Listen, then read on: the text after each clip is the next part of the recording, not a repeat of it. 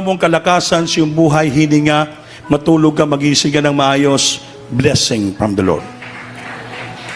Maging payapa, maligaya ka, matulog ka, lahat, peace of mind, may joy ka, regalo galing sa Diyos. Sapat na po yun. So kung ang Diyos pinagpala ka sa material, financial blessing, lalo ka pa magbigay, magtapat. Kaya walang nalulugi sa pagbibigay. Sabi ni Salmista David, wala pa akong nakitang tapat na Kristiyano nagpapakalimos. Since my childhood, wala.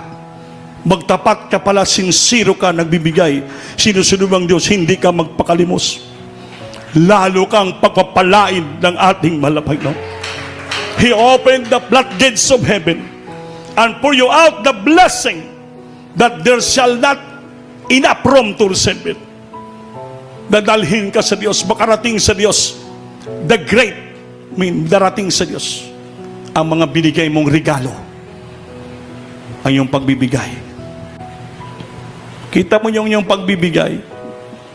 104 souls na ligtas sa Iloilo, Sara. Sabi ng Biblia, the value of that soul, walang sapat na halaga. Then sabi ng Biblia, for every one soul that repented, na magsisisi, lumapit sa Diyos, what is His value?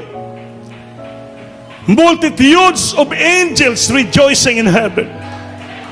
Isang tao lang ng mga kasalanan, lumapit sa Diyos, nagsisisi, tinanggap ang umiiyak. Million upon millions ng mga anghel sa langit nagkatuwaan.